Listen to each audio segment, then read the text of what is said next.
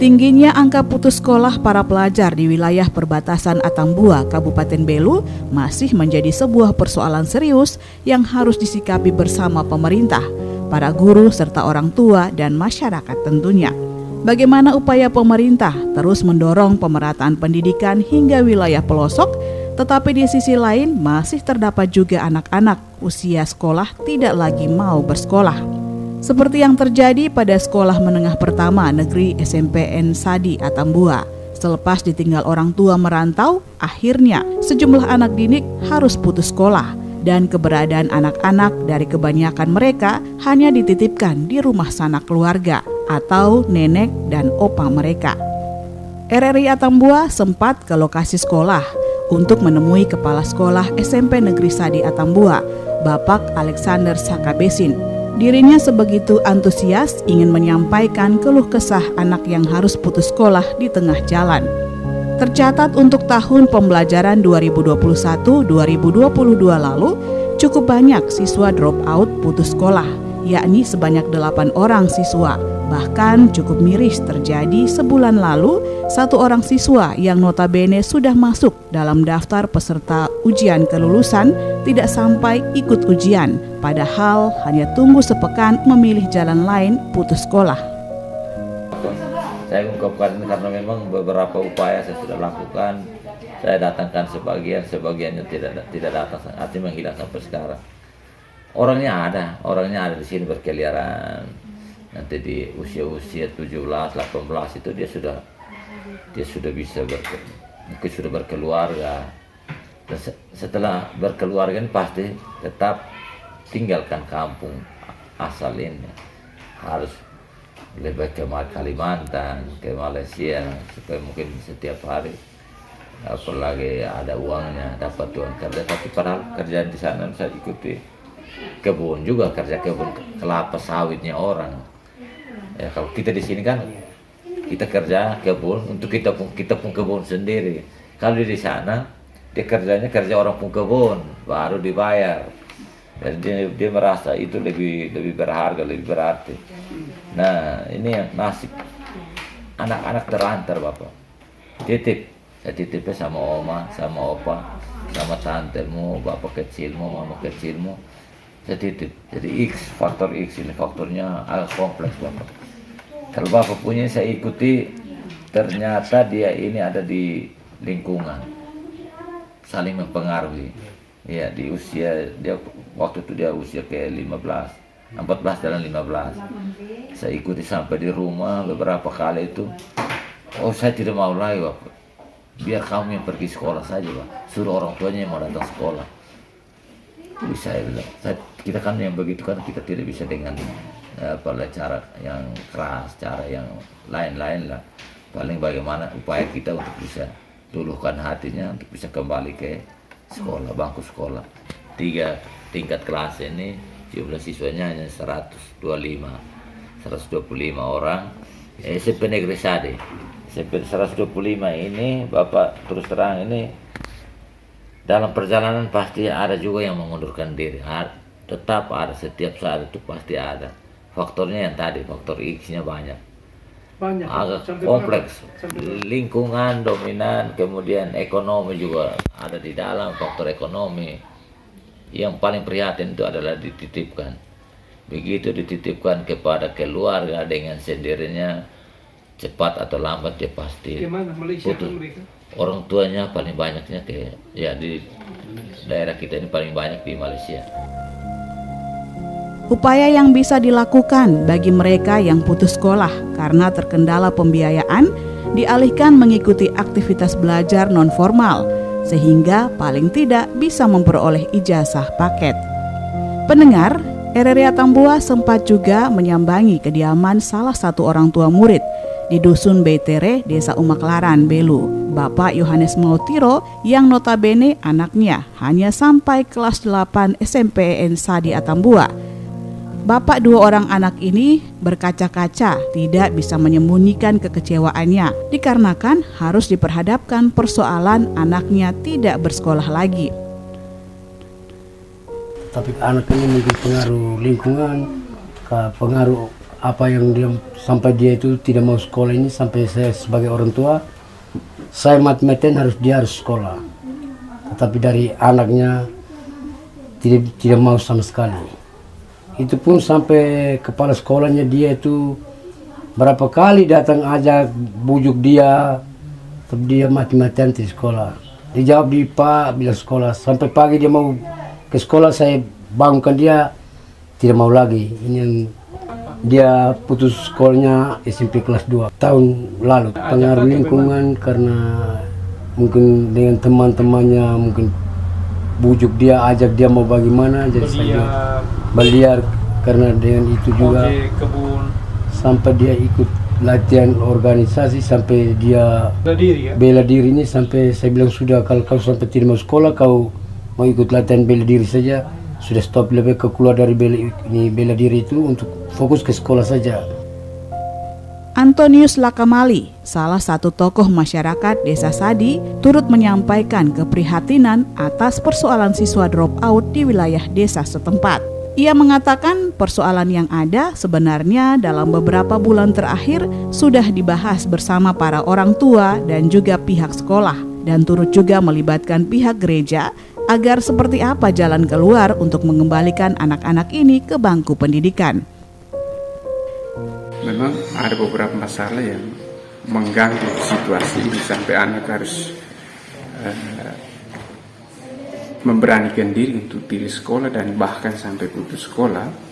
Persoalan pertama itu dari orang tua. Orang tua terkadang di zaman sekarang terlalu memberi kesempatan bebas kepada anak untuk bergaul. Di samping itu ada juga masalah yang mengakibatkan kemudian anak menjadi putus sekolah. Banyak anak yang ditinggalkan orang tuanya merantau ke tempat lain, bekerja mencari nafkah.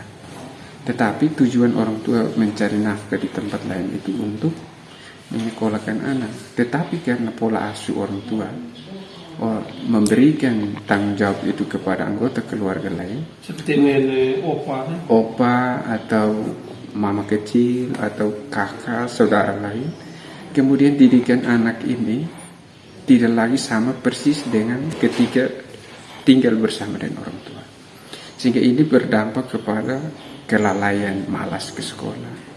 Dari sisi biaya saya pikir orang tua telah mengambil keputusan bekerja di luar. Uang ada, hanya pengelolaan atau pengasuhan anak, memberi arahan, didikan bahwa kamu harus sekolah. Tujuan sekolah itu untuk supaya kamu menjadi orang baik. Kemudian tidak lantas kita berpikir bahwa ini bupati sudah ada, kepala desa sudah ada, lalu kita tidak sekolah. Sehingga saya melihat persoalan ini sebagai tokoh masyarakat dan melihat bahwa ada masalah dalam keluarga, berawal dari keluarga. Kemudian dari didikan dalam rumah tidak ada orang tua yang memperhatikan lebih jauh terhadap atau memberi kasih sayang lebih terhadap anak. Kemudian ke sekolah juga tidak mungkin kita bisa menjadikan bahwa sekolah tidak ada masalah. Mungkin juga ada. Ketika mereka tiba di lingkungan sekolah, mungkin juga perhatian terhadap anak-anak ini perlu dipertimbangkan oleh bapak dan ibu guru di sekolah. Mungkin harus data dari pihak sekolah, harus mendata kira-kira anak-anak mana yang tinggal dengan orang tua kandung dan mana yang tinggal sendiri atau tinggal dengan anggota keluarga lain. Sehingga ketika mereka ada di lembaga pendidikan itu seolah-olah dia merasa nyaman. Saya walaupun di rumah tidak ada orang tua, tapi di sekolah ada bapak ibu guru yang perhatikan saya itu lebih dari orang tua. Sehingga dia merasa tertarik. Dia di rumah, dia tidak di sekolah, dia rasa bahwa saya tidak pergi, bapak dan mama di sekolah bisa tanya. Sehingga saya sering mengatakan sebagai orang tua, tokoh masyarakat, saya sering mengatakan lembaga pendidikan itu harus menjadi rumah bagi anak-anak. Jadi kalau anak tidak pergi sekolah satu hari, dia harus merasa menyesal, merasa rugi, karena di sana ada teman-temannya, ada bapak ibu guru yang memberi perhatian lebih, ada tempat bermain yang cukup untuk dia ketika dia ada di sana. Tapi kalau di rumah dia sudah ada masalah, tinggal dengan orang lain, mungkin makan juga tidak cukup, kena pukul dan lain sebagainya. Ketika tiba di sekolah kita juga beri diri memberi dengan kasar, tidak ada rasa kasih sayang, bahaya. Dia akan pulang dan anak-anak usia mereka itu pasti merasa terganggu. Sementara itu, Pastor Paroki Tritunggal Maha Kudus Hadi Romo Nikodemus Nahak Dalu PR cukup menyayangkan kurang pedulinya orang tua terhadap pendidikan anak. Terkesan membiarkan sejumlah anak yang seharusnya seusia mereka ada di kelas belajar, malahan dibiarkan entah kemana. Bahkan dari penelusuran RRI, terdapat informasi dikemukakan masyarakat. Salah satu penyebab anak-anak drop out sekolah di desa yang berbatasan darat langsung dengan distrik Bobonaro Timor Leste ini dikarenakan mengikuti latihan di salah satu perguruan silat. Berlatih hingga tengah malam cukup menyita waktu anak-anak. Akibatnya terdapat anak yang akhirnya putus sekolah. Pijakan kita perhatian terhadap ini pendidikan ini bukan hanya sekedar visi misi uskup, tetapi ya kita sebagai manusia kita harus pintar untuk ke depan ini kan kita berhadapan dengan dunia yang semakin hari semakin modern. Kalau orang tidak pintar, orang tidak memiliki otak yang bagus, tentu dia akan menjadi pribadi yang kalah di dunia modern yang akan kita hadapi, bahkan sudah mulai dengan saat ini. Karena itu saya rasa memang kita punya perhatian, maka kita mencoba untuk mereka-mereka yang tidak sekolah, kita ajak untuk sekolah.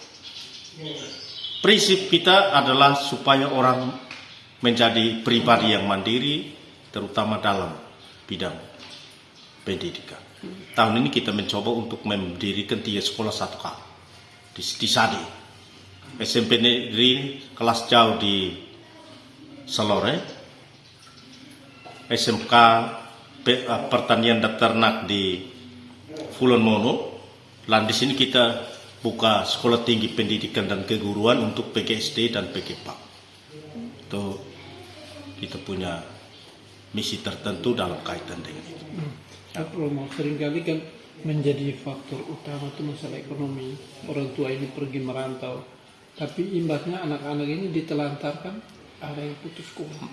Apa nih yang Bapak Romo bisa tekankan di sini pentingnya pendidikan? Sebenarnya pemerintah sudah membuat satu kebijakan yang sangat luar biasa dengan bantuan BOS. Sebenarnya orang tua harus bersyukur, berterima kasih karena pemerintah begitu punya cinta, begitu punya perhatian yang besar untuk membangun warganya dengan memberi berbagai macam kemudahan. Itu hanya orang tua mereka belum tahu betul-betul peran serta mereka dalam pendidikan anak. Mereka pikir hanya untuk mengenyangkan perutnya, sedangkan intelektual otaknya itu tidak diasah. Mereka pikir mereka hanya cukup itu pakaian dan sedangkan otaknya itu. Makanya banyak orang tua memang belum memahami betul. Mereka lebih berpikir kepada adat apa segala macam. Berarti ini perlu didorong. Ini dorongannya mesti eksavator. Kalau dorongan manusia saya tidak kuat. Maka tahun ini kita mencoba walaupun ada banyak tantangan, tapi saya 2 bulan 3 bulan pertama ini saya membuka itu 3 lembaga pendidikan. Pihak gereja tidak tinggal diam. Selain terus mendorong perhatian orang tua dan kesadaran anak-anak bersekolah reguler SD hingga SMA, juga sementara menyiapkan proses perkuliahan di sekolah tinggi keguruan dan ilmu pendidikan yang dalam tahun ini pendidikan universitas berjalan. Memanfaatkan gedung sekolah SD dengan biaya sekolah murah, masuk pertama bebas biaya SKS. Selepas drop out sekolah, palingan mencari kesibukan dengan teman sebaya, berkumpul keramaian, atau menyibukkan diri bekerja serabutan, menjadi tukang ojek, dan sekedar bekerja di ladang kebun. Hal ini pun dilakukan sekedar memperoleh sedikit uang untuk biaya hidup. Sekian paket news feature edisi Juni 2023, mengangkat topik orang tua merantau korbankan anak putus sekolah. Penulis naskah Ferdi Asi, saya Yanti Kima, terima kasih dan sampai jumpa.